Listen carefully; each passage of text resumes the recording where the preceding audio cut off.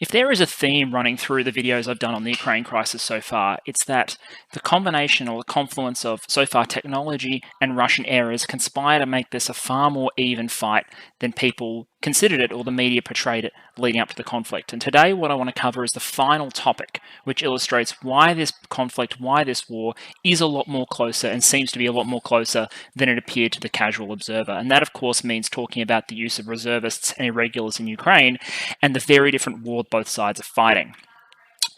Because stop me if you've heard this before, but I've always harped on how the media loves a good underdog story and how all the facts and figures that have been put forward in advance of this conflict and which are still being put forward on media in response to this conflict show Ukraine as a massively outnumbered, outgunned, and outmanned underdog, a country that was at first doomed and then by the miraculous power of its own resistance, which I do not want to undermine, but then by the power of its own resistance, it is overcoming Goliath in this David v Goliath struggle. That is the narrative that is most generally portrayed.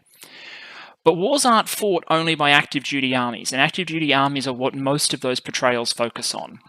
Remember, wars generally are not won by just the people who are in uniform when those wars begin. The US Army in 1940, before the outbreak of World War II, was less than 300,000 strong, and that was in the middle of quite a serious ramp-up from its smaller interwar strength. By 1945, there were 8.2 million men in uniform in the United States Army, thereabouts. Ukraine may have started this conflict with a much smaller army than Russia, but you're also seeing now the mobilisation of territorial defence units and reservists, reservists that are going into regular units to serve as replacements. You're seeing militia formations and volunteers. And so what I want to ask today, among other things, is the question of how outnumbered are the Ukrainians really, and what can we learn from this quite spectacular example from whole-of-society resistance that we're seeing across the country. So what am I going to cover? I'm going to give some historical context for the use of reservists in war. I'm going to talk about how Russia has approached the manpower and escalation challenge of this conflict, because we can't ignore their side of the equation. And in this presentation, I'm actually going to put Russia and their approach first. Then I'm going to give an outline of what Ukraine's done, how they're using irregulars. I'm going to give caveats where the information we have is uncertain. And then, having looked at the Ukraine crisis in general, we're going to talk about the lessons for other countries. What makes a good reserve force? What are the dimensions of reserve force? What lessons might we take from it? And I'm going to put the caveats and key points around that. So let's get started. But because I don't believe in holding everything until the end and dragging you through the whole view time, if you just want the key thesis, here it is. Russia and Ukraine have taken fundamentally different approaches to force generation in their manpower challenge. What I mean by that is these two countries are treating this war very, very differently in terms of how they seek to bolster their armies with additional manpower. Without a change in approach, the current pattern actually speaks against Russia in the long term. While Russia, as the nation with greater population, greater resources, has the capacity to generate a much larger military force than Ukraine on an ongoing basis, there's no evidence at the moment that they're taking the choices necessary in order to do so. My third point is that there's some early learnings that we can take around the use of reservists, paramilitaries, irregulars. These include the fact that while much maligned sometimes by active forces, reservists are fully capable, when motivated, of performing less technical defensive operations. The Ukrainian TDF has been very effective in this regard. These operations do not require the same training or equipment that must be attached to offensive regular units, so there is a role for light infantry on the defense without necessarily combined arming them with tanks and mobility elements that allow them to do complex offensive operations. The third point is that organization and pre-war planning are critical. This has been both a strength and weakness from the Ukrainians, depending on which part you look at, and definitely a weakness for the Russians. And finally, there's a role for whole-of-society defensive planning, because what we're seeing is a general upswell of support from broader Ukrainian society, which, while incredibly useful, might have been more useful if it was more solidly organised in advance of the crisis. My final takeaway will be that reservists may have a greater role as a more traditional deterrent force in the future, based on the lessons we're seeing here. The visual effectiveness of Ukrainian irregulars against the mighty Russian army may give cause for those countries that still maintain significant reservist forces and have major conventional neighbours to look to them as a potential source of deterrence over and above, say, additional investment in their active duty forces. So let's jump into what this presentation isn't. These are my headline caveats. I'm not evaluating the tactics or operational artistry of the two sides. Again, not my area of expertise in the modern world. It is not a detailed evaluation of the efficacy of TDF units. We're going to make general observations there. So I'm not going to talk about how they individually stage ambushes or how many TDF it takes to counter how many Russians or what those ratios are. I'm not going to be looking at that. Going to have a general headline view. It's not going to explore Russian tactics and plannings in depth or the role they've played in Ukraine's persistence. It's about top-level strategic lessons that can inform investments in defence planning and help explain the conflict to date. I'll also disclose the fact that I do have more questions than answers at times, but that's normal. We're just over a month into this war. The level of information we have is sketchy. We're relying on what's filtering out. So where I need to, I will attach the appropriate caveats. Okay, so what's with these reserve numbers? Because going into this crisis, a lot of publications included very, very high numbers of reserve personnel. Stop me if you've seen something like this one to the right, where you've got Ukraine listed as having 900,000 reservists. Russia's 2 million. Now, you might look at that and wonder why, if that's true, a month in, this isn't a war between 4 million people in uniform, active duty. Why are these 900,000, these 2 million, why have they not eventuated? If that's the case, if that was true, why would Russia concentrating 100,000 150,000 men on the borders of Ukraine be considered overwhelming and an imminent threat to Ukraine if it had 1.1 million men ready to just pull out? In fact, instead, after a month, we're actually hearing reports that overall the combat power of Russia is less than what it was when it went in. Where's the horde? Where's the 2 million men? And part of the issue here is definition. Every time you see these reserve figures, there's a giant question mark over what's included in the figure. Russia might have 2 million reservists, Ukraine might have 2 million reservists, but what does that mean? And if you look at these figures, often what they are is they're not the number of people ready to be called up, they're not people who can be mobilised at the drop of the hat. It's simply people who've been in uniform within the last 5 years normally who are being counted. There might be no infrastructure to get them back into uniform, there might be no weapons for them, no units for them. It's just the number of trained military men that are available. At the same time, these figures don't include, often, paramilitaries and forces that you can see pushed into service really, really quickly. So for example, those Ukrainian numbers, I don't believe include Border Guard or National Guard, all of whom have been folded into the defensive effort. They don't include armed members of the police force, who can be really rapidly included. For example, you'd imagine if the United States was attacked, the SWAT teams would be mobilized in order to help defend their cities, and they might be really effective in an urban battlefield. What is in and out of these definitions can be quite deceptive, and you really need to peel beneath the hood in order to get at the core of what these numbers actually mean. The other thing I'll say before we jump into our specific combatants is that this is a bit of a deviation from the historical standard. If you look at those 2 million, 9 million, and 900,000 figures, by historical context, you'd expect them to be at the front very, very quickly. Mobilisation systems, particularly in Europe, evolved into really finely tuned machines. And what I mean by mobilisation systems is the ability to get your civilians into uniform, into their units, and into operation as quickly as possible. It's easy to forget that some capabilities actually decline over time rather than get built. Sure, our weapons and our technology improve, but our mobilisation systems have decayed greatly from where they were, say, at the start of the 20th century. A modern logistician looking back at, say, 1914, before the start of the First World War, should probably bow in respect for the fact that these guys, with basically train timetables and the most primitive calculation and tracking and communication tools imaginable by our modern standards, had plans to get millions of men into uniform, into their units, and into offensive operations in 7 to 14 days in some cases. The French and Germans each were moving volumes of more than 3 million reservists to get them to their units, again, within a week or two of war being declared. The First World War, its opening stages are sometimes discussed as war according to train timetable, because once the decision is made to start the process, the grinding gears of logistics carry those men inevitably to their units, and the battles almost become a foregone conclusion. So the generals are, to a limited extent, just observers as the forces of both sides generate. If we were applying those World War I style ratios, Russia would have 10 million men in the field by now, and Ukraine would have about 3.3. That's the scale of what we would be talking about if this was by historical standards. But clearly we're not. We're talking about a conflict between a few 100,000 people on both sides. There's also modern examples of very rapid mobilisation that still exist. Israel is a classic example. Yom Kippur, during that war, Israel was able to generate very large force very, very quickly. Everyone drops everything, gets their units, know where they need to be. Now, obviously, Israel is geographically very small, but it is an example of a rapid modern mobilization. And some of those systems remain in place in other countries too. But clearly, such well-honed and sweeping systems aren't in place in this particular conflict in Ukraine. The USSR, however, did have a mobilization system like that, one that very much terrified the West. And this goes back to before the Great Patriotic War. One of the great memes of history is the idea of the limitless Soviet manpower. That myth really needs to get shot in the head, because while the Soviets had a very large population, they were outnumbered in terms of population by the combined Axis powers that opposed them. One of the things the Soviets did have, however, was a very good mobilization system and a very large pool of trained manpower.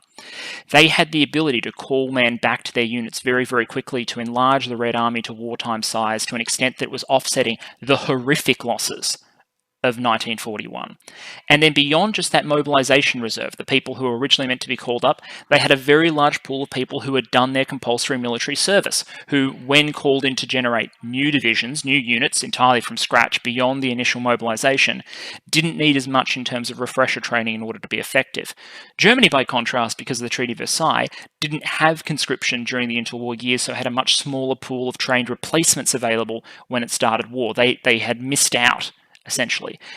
Hungary and other Axis powers also, to greater or lesser extents, had this problems because of interwar limitations. Anyway, after the Second World War, the Soviets continued to build on this idea of military mobilization, and the Western intelligence was constantly terrified. There was fear. I've seen figures claiming that they could put 3 million reservists back into their units within 3 days and generate other units within 1 to 2 months. This presumed speed really informed a lot of the paranoia on the western side of the fence. It gave rise to things like Reforger, where you station heavy equipment in Europe and you practice transporting the individuals from America back to Europe to operationalize those heavy units and get them into action quickly. You had to practice because the Soviets might go from 0 to 60 at the drop of a hat, and then they'd be storming through the Fulda Gap and racing all the way to the Rhine. That was the fear. This is also what gives the Soviet army some of its worst features, ostensibly, that are in fact some of its best when you think about it. The Soviet Union had a very bloated officer corps. It had a huge number of understrength units. It had these vast stores of legacy hardware that it was keeping in reserve. All of that was in service of this mobilization system. You need the officers there because they're the cadre, they're the small number of individuals that are maintaining these understrength units. So you'll have the officers there supervising the unit, there training, practicing, so that in time of war, all of these conscripts get called back to the colours. The officers are already there, they know how to muster them in, they pull the equipment out of reserve where it's been expensively maintained, but it's still there. They pull that shit out of the warehouses and they go crush Western Europe. That's the idea. But that's the USSR. What about Russia? Russia still nominally has a large reserve, but it's nothing like what the Soviet system used to be. The reserve is nominally made, it's cut into different bits, but the larger bulk of it is nominally made up of every individual who's formerly served within a certain age range. So some, like senior officers, remain liable for recall in times of war all the way into their 60s. The 2 million figure you see, that's the military balance 2021 figure, I believe, and that's served within the last 5 years. So all Russian men, with those who don't have exceptions, are liable for conscript service. Those who serve within the last 5 years get included within that 2 million figure, plus contractors who have retired within the last 5 years. Now, there's a legal distinction in Russia between those liable for compulsory call-up in wartime, that's your 2 million figure, and those that have signed active reservist contracts, like voluntary reservists, essentially. We don't have a number in them, but those can be called up even when you're not at war. They're expected to partake in regular military operations. Now, there's some evidence from Russia so far that people are being pushed to sign up for that voluntary reserve, and that cash bonuses are being paid for people who sign up to that voluntary reserve, which seems like a sneaky way of getting people into active duty units in Ukraine, because once you're in the active reserve, you can be called up and integrated into units that are fighting over there. And Ukraine has gone so far as to suggest that maybe about 100,000 Russians may be called up and they'll be using the conscript rotation as a cover. But what there isn't any evidence of is general Russian mobilization. And I'm going to stop for a moment to address a panicky news story that I've seen recently. I've seen so many places the story that Russia is calling up 185,000 conscripts. They do this twice a year, every year. Russia operates a 1-year conscription system. They have 2 intakes once every 6 months, and what happens is the old conscripts filter out and the new ones filter in. So actually what's happening now is an ordinary peacetime activity for the Russian army, wherein they're actually going to lose their experienced conscripts, the ones who have been in uniform for up to a year. They're going to lose all those, and they're going to get 185,000 fresh-faced teenagers who don't know one end of a Kalashnikov from the other, which is kind of shit for an army that, whether it wants to admit it or not, is in the middle of a war, because training and onboarding those troops who are going to be A, useless, and B, can't legally be used in Ukraine anyway, is a problem. But Ukrainian intelligence is suggesting Russia will use the large movements of this cover in terms of this conscription as cover for Russia to actually call up its active duty reservists. But no evidence of a general Russian mobilization. No evidence that that 2 million figure is actually being called up to any significant degree, because Russia is not at war. Instead, what Russia is doing is it's hunting for paramilitaries and other sources of manpower, because as long as Vladimir Putin insists that Russia is not actually at war, and that thus they can't legally deploy their conscripts or their reservists, they need to find other sort of pools of manpower that they can legally and politically employ. One of the things they've looked to is their paramilitaries. So Rosgvardia are a large pool of secondary manpower, and we've seen these guys present from the very first waves. Sobro and Omon were at the Battle of Bucha. So we saw Rosgvardia units at the sort of vanguard. And this, to me, is one bit of proof that the Russians didn't expect the Ukrainians to fight. The fact that you include your paramilitaries who are better at counterterrorism or riot suppression and have relatively light equipment, that you were including these guys at the forefront of your initial operation, suggests to me that Russia was not expecting the military resistance that they ended up facing.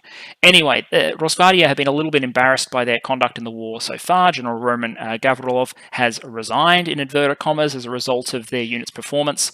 But still, this is a source of manpower. We've seen these people being used in Kherson and occupied areas to try and hold down the civilian population.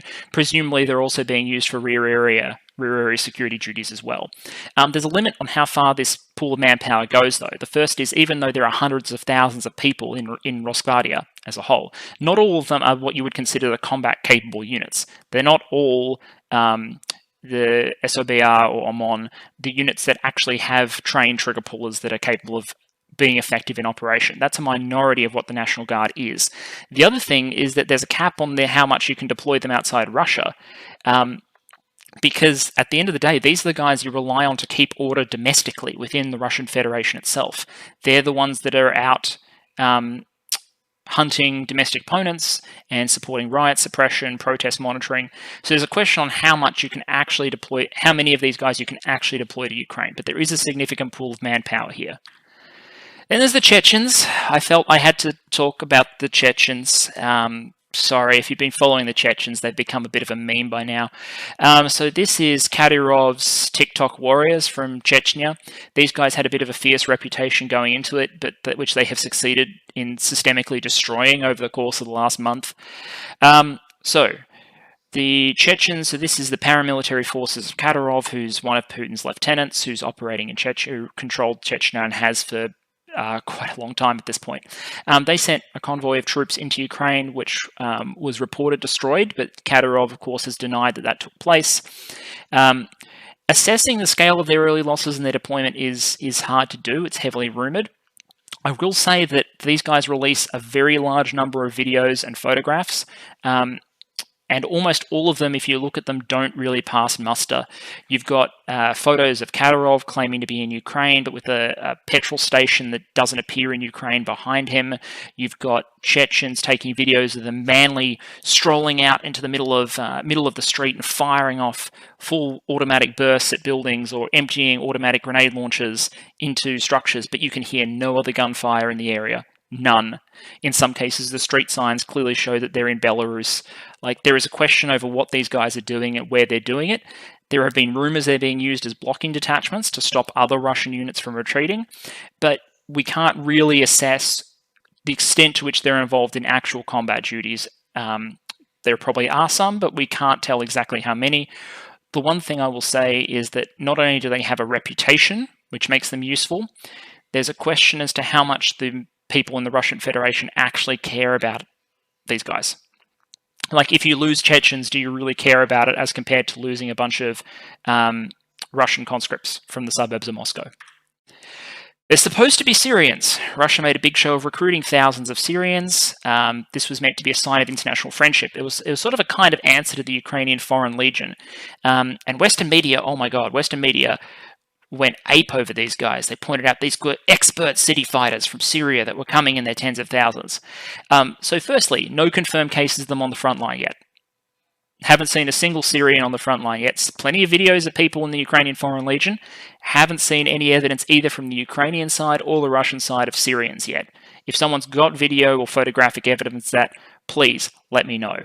The other question is, how many can you actually deploy, given that Syria still needs its troops in order to fight its own domestic conflict? The Syrian civil war isn't over, and with the Russians pulling out to a greater or lesser extent to reinforce the combat in Ukraine, the question is, can the Russian-trained Syrian forces really afford to redeploy to Ukraine? And if they do, how useful are they going to be? And then there are mercenaries. Dmitry Utkin is not a nice guy. He's one of the founders of Wagner Group. You would have heard a lot about Wagner. They're a private military corporation.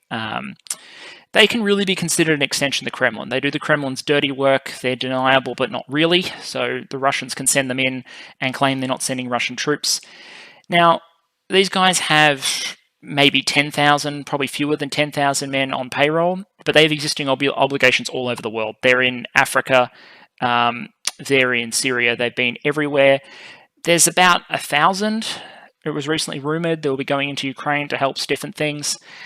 The question again is how useful they will actually be in terms of stiffening things. Like, they might fight, but the question of their competence is still open.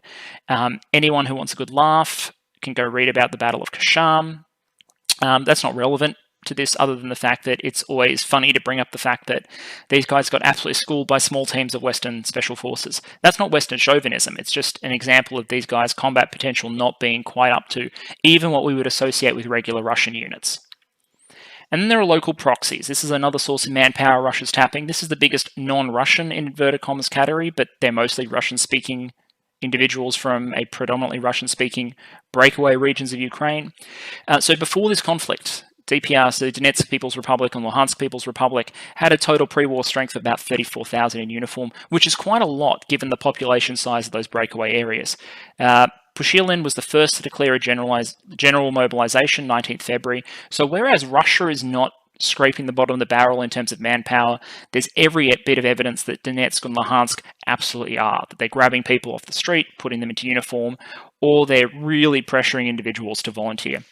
So you've got a very wide range of experience levels here. You'll have people in these forces that have been on the front line against the Ukrainian army in Donetsk and Luhansk for years that will have similar levels of experience to the Ukrainian army, but you've also got fresh-faced volunteers, you've got teachers, plumbers, lawyers, and whatnot, who are being forced into uniform, and they have pretty second-tier gear compared to what we're seeing the Russian army deploy and what we're seeing the Ukrainian army deploy. So if, to the extent that there are any cannon fodder being deployed on the Russian side in Ukraine, it's going to be these guys. Because at the end of the day, they're not Russian, strictly speaking. They're not Russian military, and as a result, their casualties don't play quite the same in the Russian media, and their equipment is certainly not the same as the Russian army. So what do we do when we take all this together? I'm going to say something here that I really hope isn't taken out of context. Sometimes it's really important to listen to the Kremlin line and what the other side is saying. It's important to actually hear what the other side of the conflict is saying. Russia continues to insist that this is not a war. It is a special military operation with a limited bounds and of a limited nature. And as a result, as long as it holds to that line, Russia faces legal and political barriers to a full mobilization. This is not the new great patriotic war for Russia. This is not every man to the colors, a gun in every hand kind of scenario. And unless and until this becomes a war, Russia does not have the political or social appetite for a wide-scale mobilisation. So what they're doing instead to make up their losses and to make up numbers is search for almost anything other than a compulsory reserve call-up.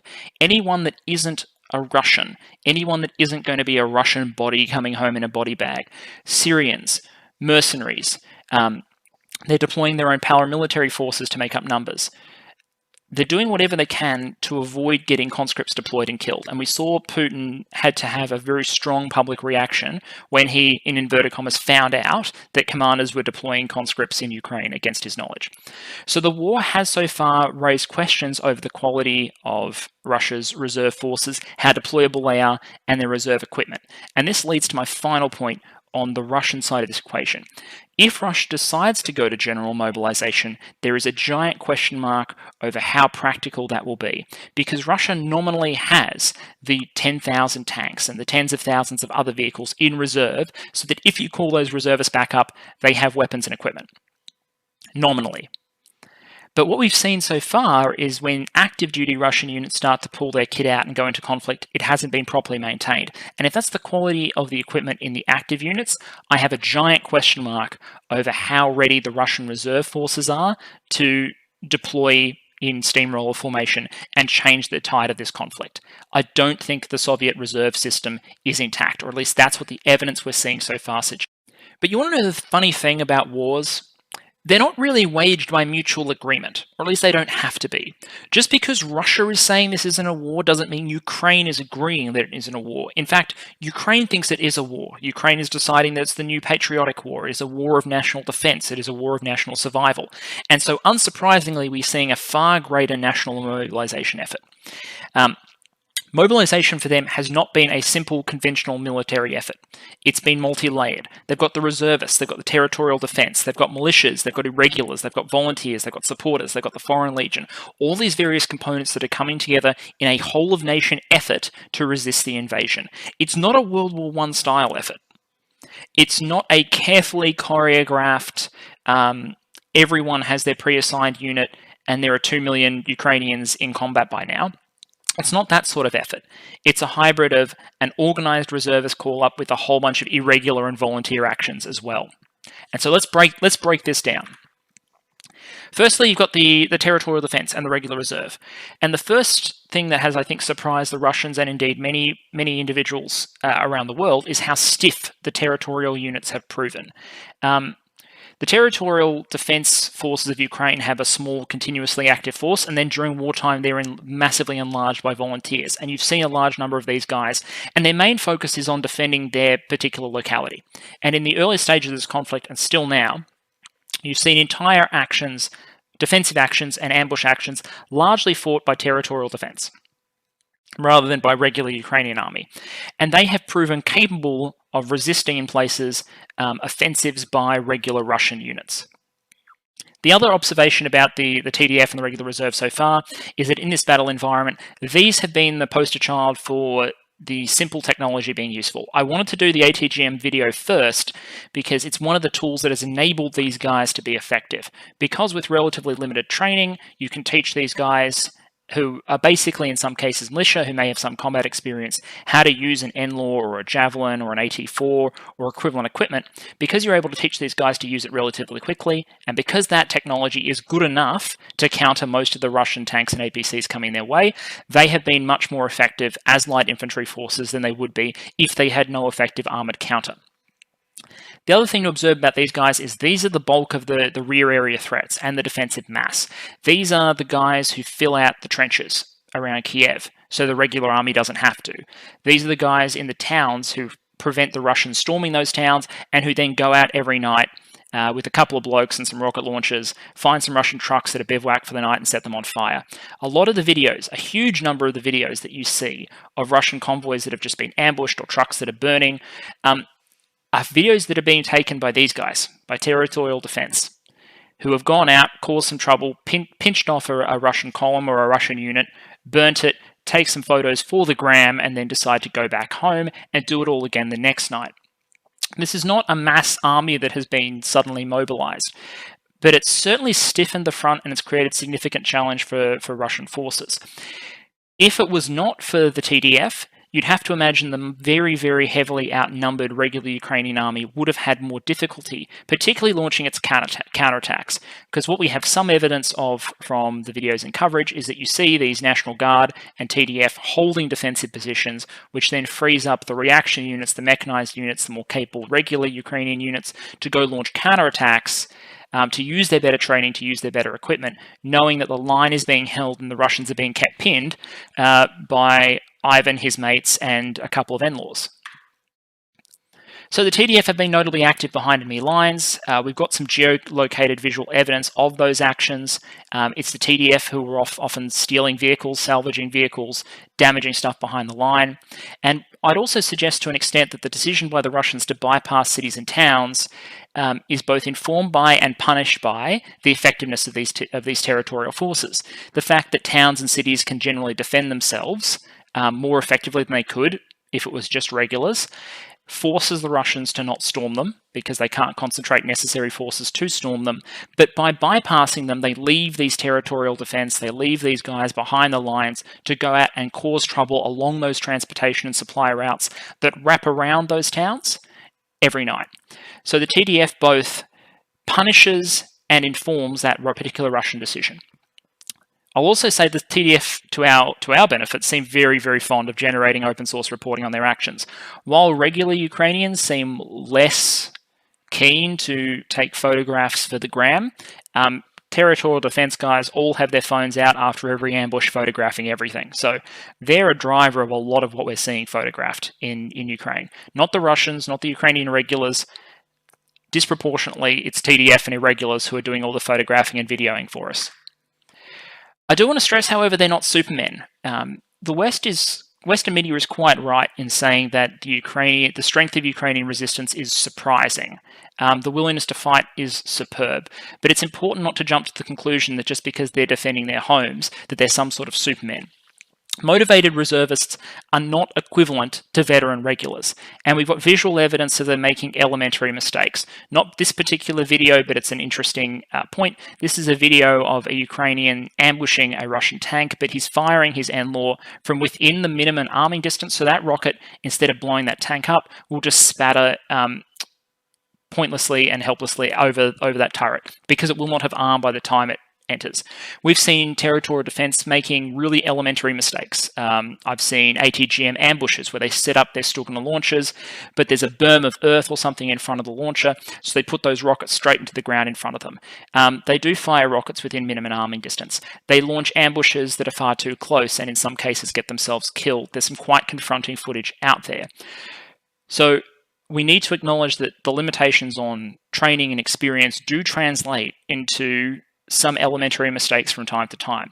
But overall, the resistance of these men and women seems to be having a very significant impact on the conflict, because a lot of the battles that we know have led to Russian withdrawals have very high concentrations of identified TDF units in situ, which is why I'm comfortable making that projection.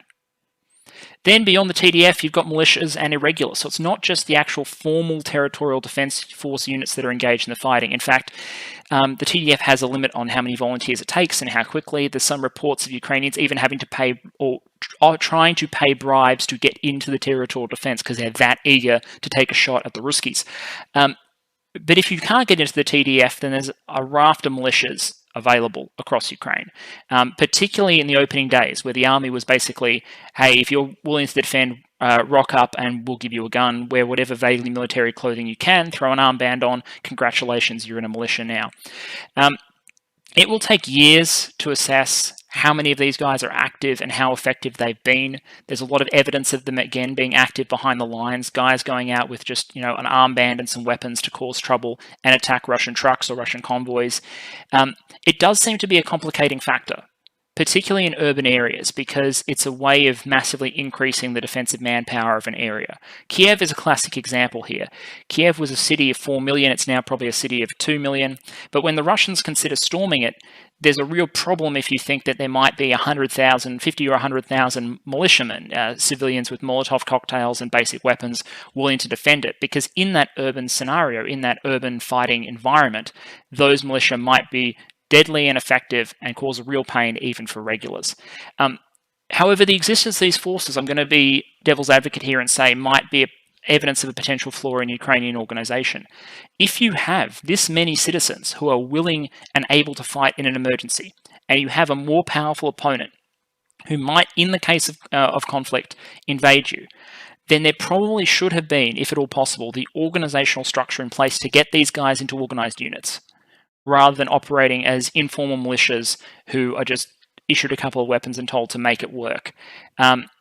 Going forward, we're going to see if these militias are consolidated, merged with the territorial defence forces, and actually organised and coordinated by Kiev and the actual government, or whether they'll remain mostly disorganised. So they're certainly playing a role, but we need to see going forward if they're merged into the regular military, because units are always going to be more effective if they're used as part of a plan, rather than just basically doing their own thing. And then there's the element which I think is most interesting and which I really wanted to talk about. It's the volunteers, it's the quasi-militia, it's the guys who aren't necessarily taking up arms, but the men and women who are supporting the war effort regardless. To quote one internet commentator I saw, this is some Volksturm shit, where you've got ordinary members of the public being mustered to support military operations. This is the farmers salvaging things with their tractors. It's the civilians making Molotov cocktails. It's the guys making tank traps. It's the machine shops adapting Russian machine guns taken off tanks for personnel use. It's the whole raft of civilians doing all the support work in order to enable the military operation. Now, it's hard to assess the exact military impact of that. That is a major statistical study that will take years after this is done. But we do have evidence that Ukrainian civilians are doing supporting roles across the conflict. Armed recovery, construction. The new and novel part of this in particular is actually intelligence gathering, the fact that everyone's got a mobile phone and is photographing and documenting Russian forces and beaming that information back, or they're jumping on Russian radio channels and yelling abuse and jamming up channels. I will say that this is a complicating factor for Russian operations, and we'll talk about that a little bit more in a bit. But let's break this down, because I wanted to talk about the tractors. The tractors are a meme. The tractors are all over the internet. The Ukrainian farmer driving away with Russian air defense vehicles with Russian tanks, or in one hilarious case, the Ukrainians stealing a Russian armored recovery vehicle. That's right. They were using tractors to recover an armoured recovery vehicle. And this makes for a funny meme that entertains people. But I want to stress that this is actually a really significant piece of military utility being delivered by the Ukrainian civilian population. This is armoured recovery. Normally this stuff would be done by engineers, by individuals in the armoured units with specific vehicles. Because think about it, what these guys are doing is they're taking their tractors out and they're recovering vehicles and taking them back to repair depots or places where they can be put back into action. In the absence of these farmers, these things stay in the field. They're not useful. But the Ukrainians are claiming that for every vehicle they're losing, they're capturing more than one Russian equivalent. And certainly the visually confirmed losses seem to support that.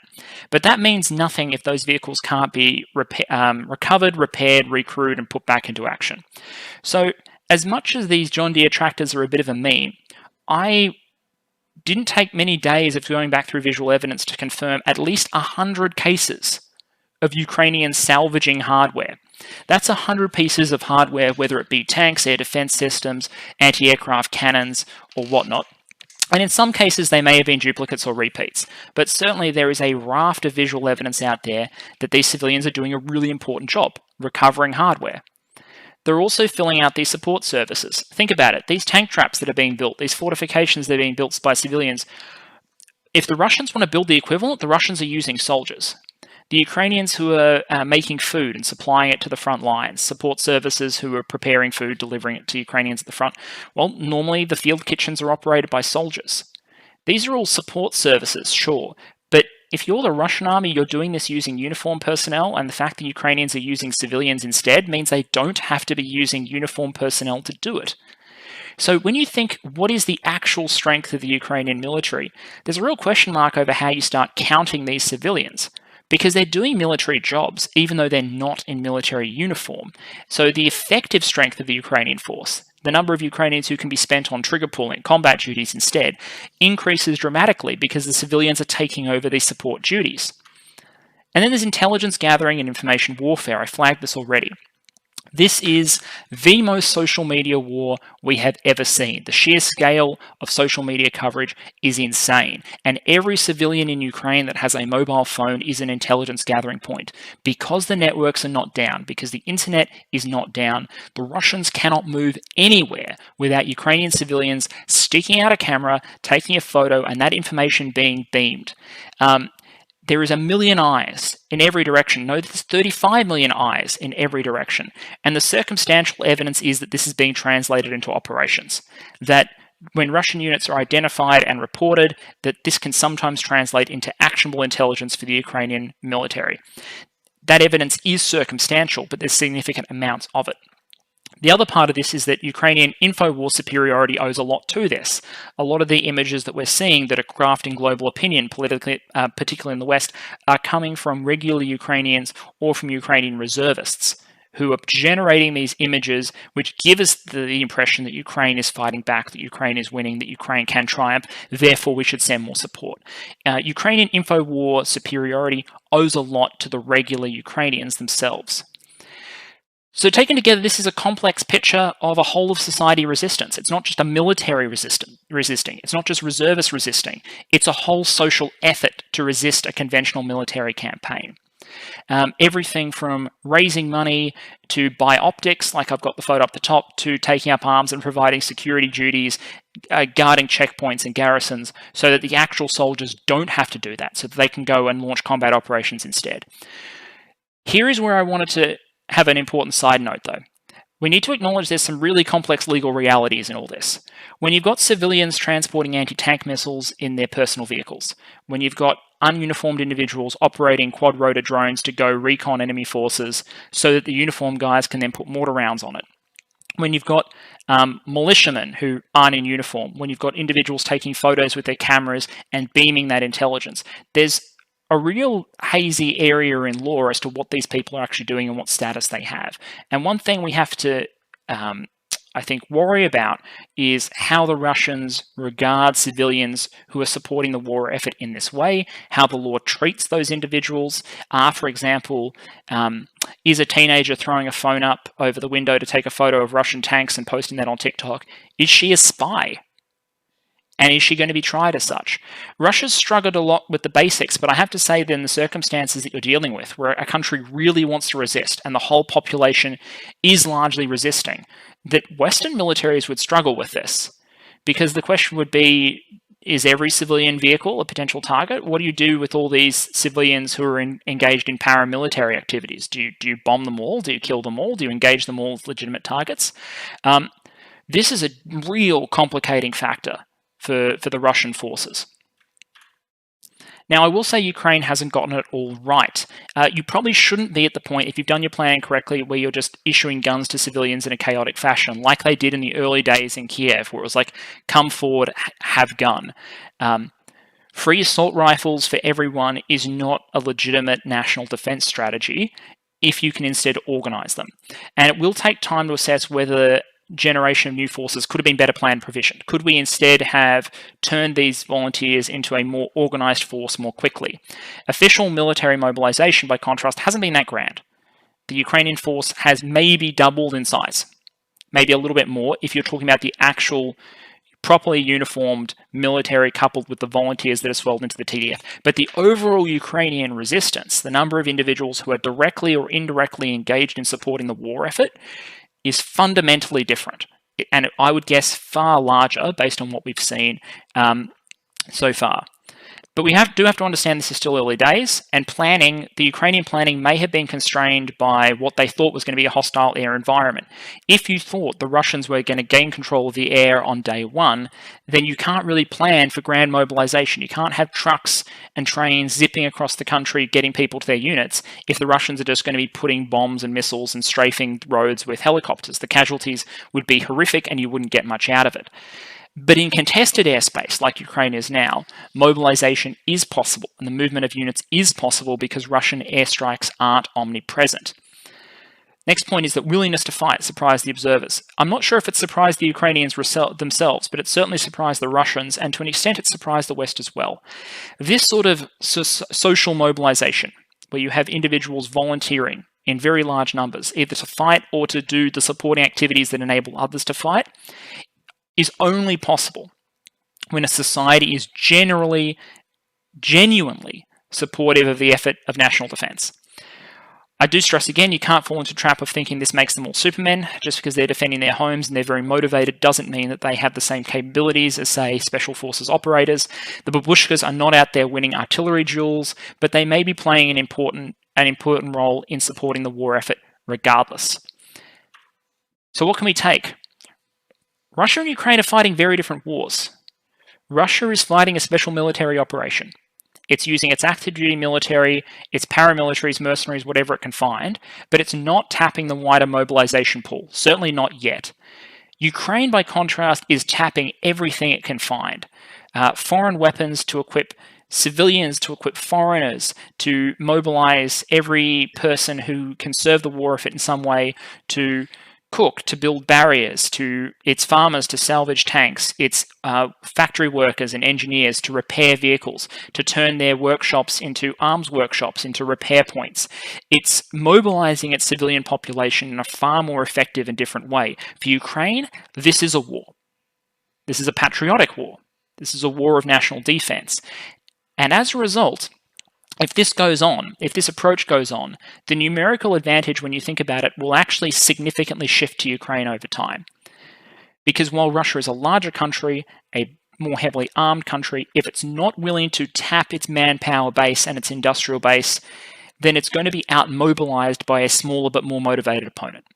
The second lesson I take so far is that low-capability reservists can probably be useful in some missions, and if you need those integrated into your national profile. So, in a situation where you have urban terrain or forested terrain or difficult terrain, plus the mud season, which keeps the Russian tanks and vehicles on the roads, you don't need particularly skilled individuals to go out there at night and cause trouble with some rocket launchers, or to plant IEDs, or to blow bridges, or to just do recon so regular units can do it. So you don't need like tier 1 operators. Yuri and his mates from the local pub with a couple of missile launchers might do. And we're seeing in Ukraine in some cases that they do. Organisation equipment considerations probably need to be looked at in detail pre-war. So we're seeing, if you're another nation looking at that, you're seeing, hey, Ukraine is making great use out of mobilising its society, and it probably could have done more if it planned for further mobilisation in advance. And indeed, you're seeing that that planning should probably extend to all of society, not just the military call-up. What is your plan for integrating civilian volunteers so they can do militarily useful things? What is your plan for turning the entire nation to the role of national defense? But that means a lot of planning needs to be done in advance, because you can't just hack these things together. If you want to create actual deterrence, let's just say you're an unnamed nation or group of nations out there where you have a significant conventional neighbor who may have an interest in invading and occupying you. Maybe one way to deter them based on this experience is to show that you're capable of emulating the Ukrainian response and dialing up to 11, that you are capable of putting a lot of your people into uniform quickly, and you're capable of turning your society to defend itself quickly. So now I'm going to pivot the presentation. We've talked about the Ukrainian conflict and where it leaves us. This is now the section where we talk more about investments and the international environment and what lessons they can take from it. So if you're squarely interested in the Ukrainian side of things, the conclusions are there. If you're interested in what this means for your own nation, let's keep. And I'll try to make this quick because I know this video is already quite long. The first is a bit of historical context. Throughout modern history, reservists traditionally strongly outnumbered regulars. The basis of war planning was not just your regular army. It was the millions of men that you could call up in times of war in order to bulk out the force and actually carry the fight to the enemy. The very militarized Europe of the early 20th century had most nations built around some version of the Prussian mobilization system. I know a lot of Germans watch this channel. The German mobilization system that was arrived at in the 19th century and evolved was the model for most nations in terms of how do you effectively use trains and pre-war organization and compulsory military training to get millions of effective men in uniform as quickly as possible. Over the late Cold War and post-Cold War period, however, there's been the situation has changed. Most nations have moved away from very large reserve forces. There's been more focus on highly trained active duty operators. This is because war has become more technical, more technological. There's a lot of reasons around this. If you look at how the French army has evolved, for example, as one of Europe's major forces, the active duty army is 10 times smaller, roughly, than it was before World War I, even though the population is larger in modern France, but the reserve force is 100 times smaller. And you're seeing, going along with this, is the reduced use of conscription worldwide, because conscription is one of those tools that you use to have the large pool of trained reservists who you can call up. Conscription is one of the best mechanisms to do that. Other than the United States, finding very large reserve forces is unusual. And Russia is one of the countries that's dialing back its use of reservists, which is one of the reasons its reserve system has atrophied since the days of the Soviet Union. We'll examine some of those elements later, but it's important to note this trend is not uniform. Different nations have different approaches. I'm looking at you, Finland. I'm looking at you, Korea. I'm looking at you, Israel. So in terms of nations actually designing a reserve force, pretty complicated matter. In order to simplify it for discussion, I'm going to cover 3 key questions. How big should it be? What do you want your reservists to be capable of do? And how do you organize it? Size, capability, organization. Now, there's many other points. How do you recruit them? Where do you locate them? What's the doctrine behind them? How do you segment your reserve classes? What their equipment is? But size, capability, organization are key, and all of them have to underpin the purpose. So how do we look at each of these in the context of the Ukrainian conflict and what they might mean? So the first question you have to face is, how do you right-size your force? How big should your reserve actually be?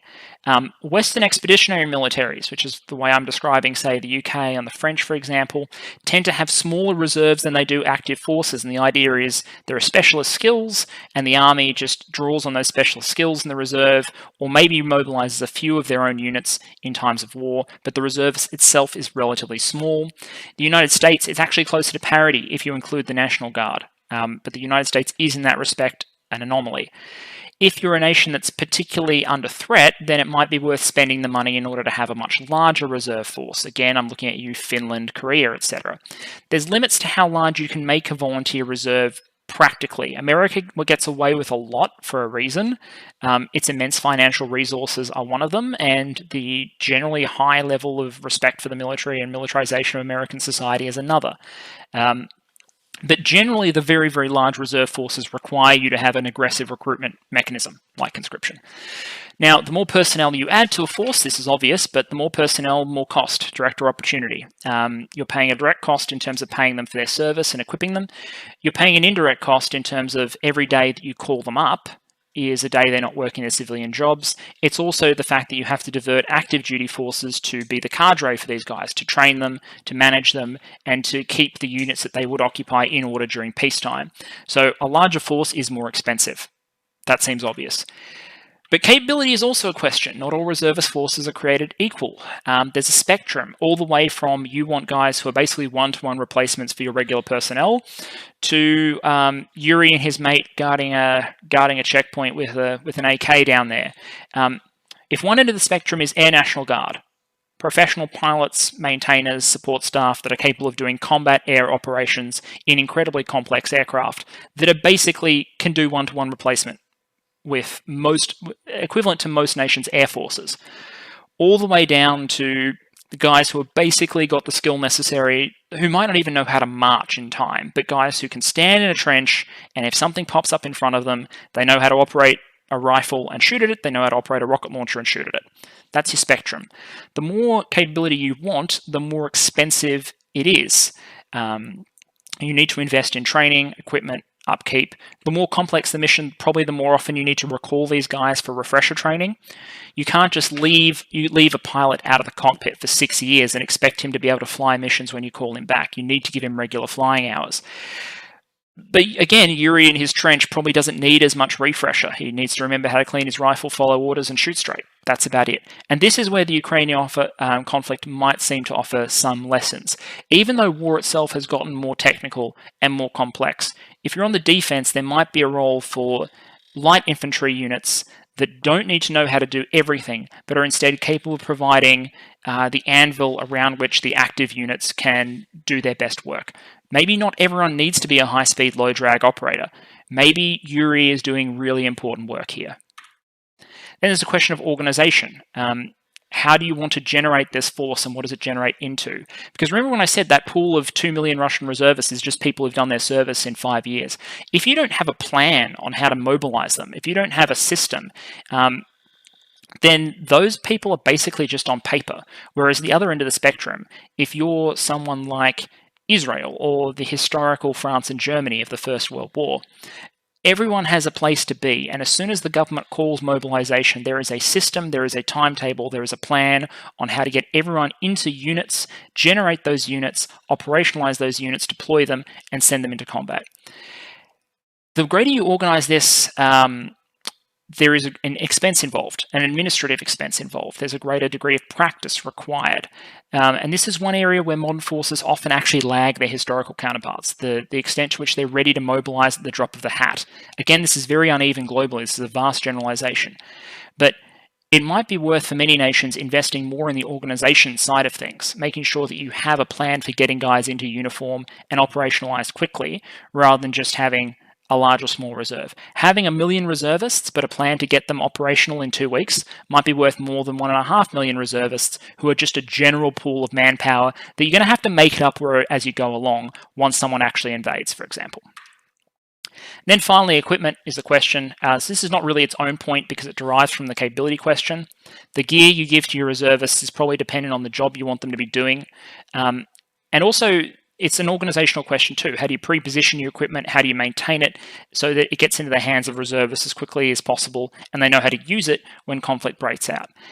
This runs the full spectrum. You can be a Western expeditionary military where the reservists basically use the same stuff as the active military and basically have it ready and stood by for them to use when they deploy, and they're basically one-to-one replacements. Or you can have a bunch of older rifles and shoulder-fired munitions in order to throw together a functional light infantry unit or a functional logistics support unit when conflict breaks out. Maybe you can afford to cut corners. Maybe your reservists don't need top-tier battle tanks. Maybe it is enough for them to have personal protection, radios, communications, assault rifles, and shoulder-fired munitions so they can kill tanks and ward off helicopters. Maybe that's enough. So here are my takeaways with all that in mind. The first is that we need to be exceptionally cautious evaluating the efficacy of the Ukrainian irregulars and militias. Unpiecing which units do what, how they all fit together, even how many of them is very difficult at this point in time, particularly because of the limitations of the visual and photographic evidence we're working with. But we do have enough evidence to suggest that these units are active, and in some cases they have won victories because Russia appears to move into an area, gets pushed back, they don't take the area, they withdraw, and then we see lots of photos of destroyed Russian equipment. You put those all together, you have at least a medium degree of confidence that the defenders of that area were able to throw that offensive back. And in some cases, those defenders have been TDF. We also need to accept that we're in an interesting context here, in that this is a contested airspace war. Neither side has air superiority. We're not used to seeing this, because whenever the West goes to war, we have air superiority. We're used to it. We know how to operate in it. And things like complex mobilizations are going to be difficult under enemy air superiority. And under your own air superiority, well, if you have your own air superiority, then you're probably not hitting the panic button and mobilizing your entire civilization in defense in response, because you're probably doing okay. But in this contested airspace situation, we're certainly going to be learning a lot of interesting lessons about what light infantry can do when the enemy doesn't dominate the skies. I'd also say that the lessons we're taking are not answers for all countries. You need a confluence of factors. You need a population that is highly motivated and ready to fight. You need a conventional military opponent who's willing to come into your territory and fight you where you are, because your reserve units don't have the logistics chain, don't have the mobility in order to wage massive offensive operations. So there's a specific group of countries where the lessons of this are actually viable. For those whom it is relevant, however, I think this war so far should be taken as an encouragement. An encouragement that having a large reserve pool, having a degree of training, having relatively simple weapon systems, and proving that your society is capable and willing to fight in an emergency and is willing to organize to fight in an emergency might be a cost-effective path to deter. Instead of adding 50,000 or 100,000 people to your active duty military, maybe it's enough to organize an additional 1 million reservists that you can call up in case of emergency. So when your enemy crosses the border or hits the beach, they know that their active duty expeditionary forces who are just doing the complex offensive operation are going to be facing a lot of defensive mass, a lot of bodies, a lot of harassment, a lot of ambushes, that they're going to have to defend all their rear area supply lines against constant harassment by a whole nation that is prepared to resist them. So there's a chance for benefits to be realized before a single dollar is spent on equipment.